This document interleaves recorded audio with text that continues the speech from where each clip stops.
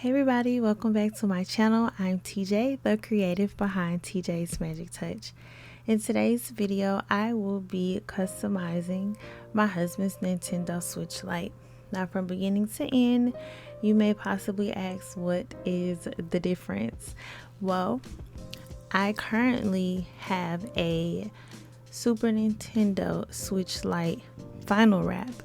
I'm going to shell swap for a Nintendo Switch Lite shell that was sent to me from a company called Extreme Rate. They reached out to me and wanted to do a collaboration, and I happily accepted, as I have been eager to do a shell swap on one of the Switches in this house. However, I was not bold enough to do so, but this collaboration gave me the perfect opportunity to try it out. Now, a few things before I get started, I want to let you guys know this is not a tutorial. You'll just see how I work through the process of switching out the shell. And also, if you do this, you are, of course, voiding out your warranty with Nintendo. Now, to start this process, what you've already seen is me doing what I always do when I switch out my vinyl. Is fighting with the clear Jet Set case. It's a gift and a curse because it is a really good case. However, I do struggle whenever it is time for it to come off. Removing the vinyl is a easy process. This vinyl, like I said when I was applying it, is one of the more difficult vinyls that I have worked with, and for some reason it almost always leaves a sticky residue. Now, if I were to rewrap my Switch again, then I would need to remove the residue from the shell. And to do that, I just take some masking tape and rub it against the shell until the residue is gone. That has been the best and most effective way that I have found during the times where I have wrapped and rewrapped my Switch Lite, or my husband's Switch Lite for that matter. Mainly mine, because I constantly customize my Switch Lites to fit whatever mood I may possibly be in. Now, I want to point out again, this is not a tutorial. Although a very lengthy video, this is not a tutorial.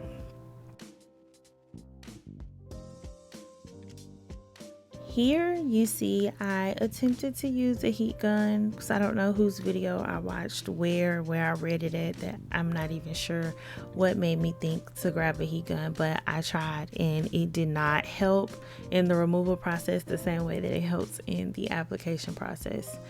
But nonetheless, I was able to get the vinyl off in order to complete my Switch Lite shell swap.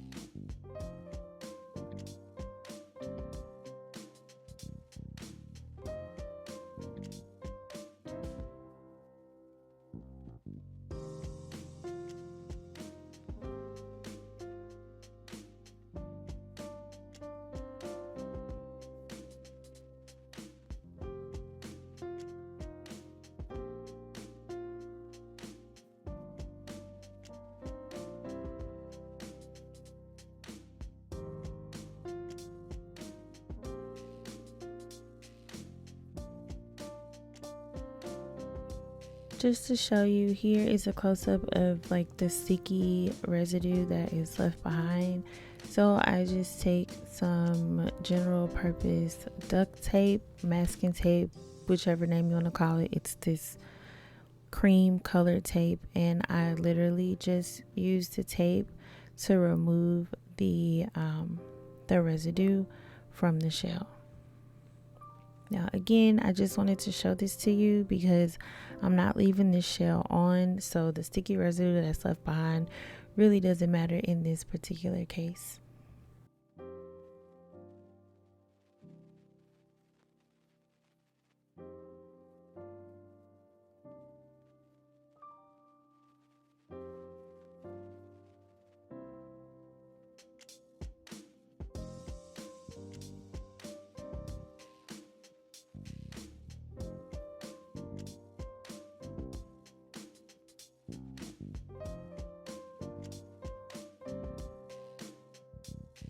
Inside of the box from Extreme Raid, I got a set of black replacement buttons, the A, B, X, Y, plus minus trigger. It also included like the game card cover and the memory card cover. They also include screwdrivers, extra screws, and the covers for the vents in the back, a screen protector, and how to apply the screen protector with like the dust absorber and wipies. Here is the start of the video, this Super Nintendo shell, as well as this gray screen border.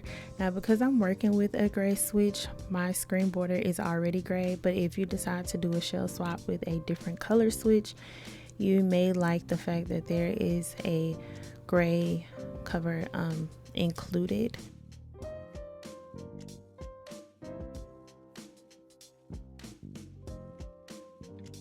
So pretty much all of these buttons are interchangeable, and I was looking at the differences in gray on the original Switch versus the gray that was included with the SNES against the black, and I know I'm leaving the Joy-Cons, the original Joy-Cons, but I am using the SNES buttons, but I'm not 100% sure how I'm going to mix and match. Well, at this point I wasn't sure how I was going to mix and match the buttons.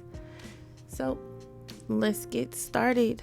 The first thing that I did, which I will not give my commentary the whole video, I am not a tech person. I want to be clear, I am not a tech person. You will hear a lot of whatchamacallits, whatchamadoies if I decided to give you a play-by-play of this shell swap. So to avoid all of that, I'll just say the basics. I took out the screws in order to remove the back plate, and then everything else you will see in full detail. Now, don't forget, if you have a dust plug like I do, well, this is his Switch, but I put the dust plug in there for him. If you have a game, hey Borderlands, or if you have a memory card, make sure you remove all of that before you get started, because I was definitely about to dive right in and I had not taken any of that stuff out the way that I should have.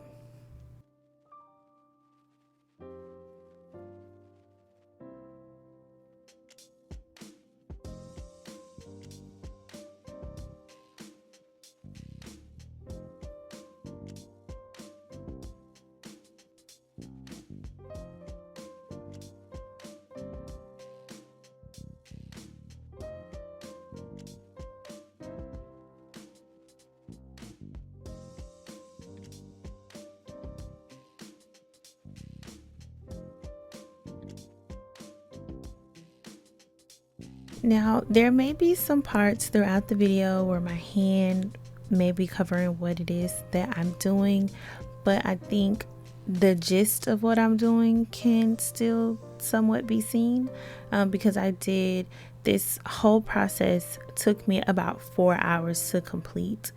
So obviously this video is 45 minutes, so for the most part everything is sped up 4 times.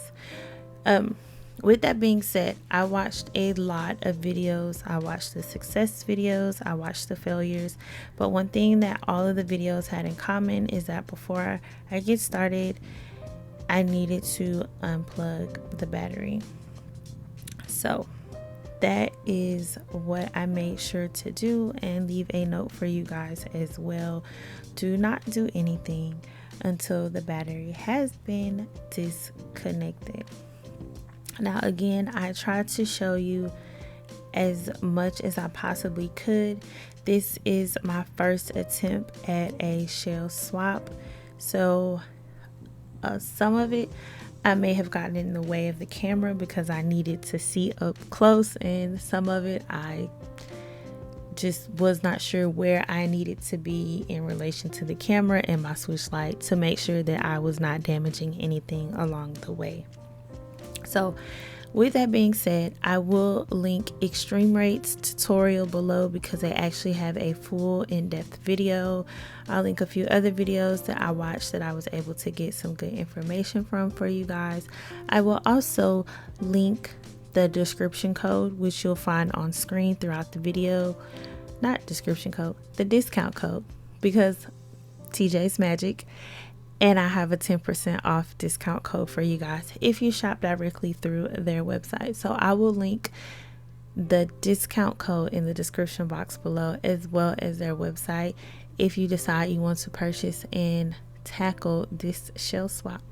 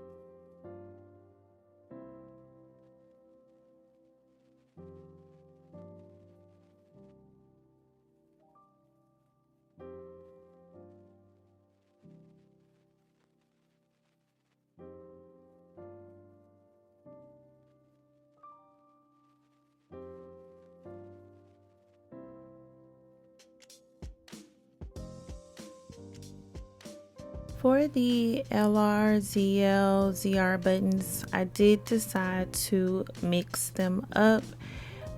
Part of that being they just did not fit right for me. I don't know if that's the right way to say it. I saw in a few videos that this was kind of common, and I didn't want to try to file anything down. I wanted to just make sure that anything I use, I got real good feedback on, with the buttons being clicky, and I wanted to make sure that everything fit in place without me having to do any extra modifications that's kind of out of my scope, so to speak.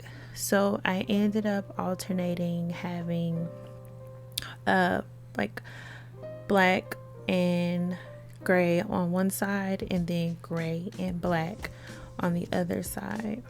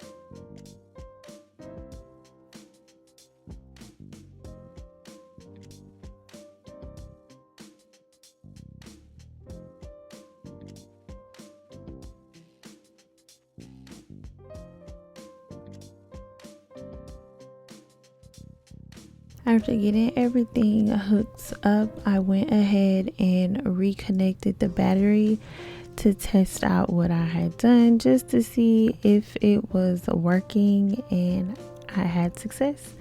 I was extremely happy at this point. So now, before I continue reattaching everything, connecting everything, finishing the process basically, I went ahead and disconnected the battery again. I saw in a few different videos that this was the best and the safest method. So after disconnecting the battery, I went ahead and I added the fan bag, the memory card slot, all of that good stuff. If you notice that there was paste on that little copper sheet that's not there anymore, I removed it with a dry paper towel and a little bit of 91% isopropyl alcohol. I actually watched a computer guy that said 70 or higher is better. I watched a few Switch Lite videos. Some said 90 or higher was better. 99 was best. All I could find in my area, and I didn't want to order anything, was 91%. So that is how I did the cleanup of the thermal paste. 91% isopropyl alcohol.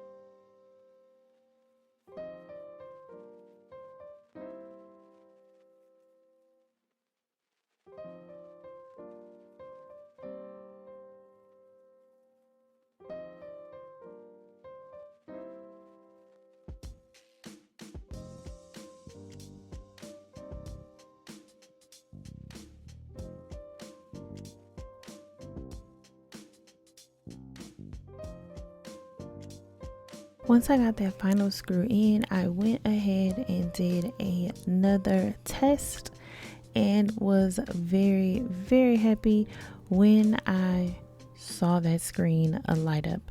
After seeing the screen light up and the touch function worked, I went through and checked all the buttons to make sure I got good feedback, nothing got stuck, and everything was clicky and okay.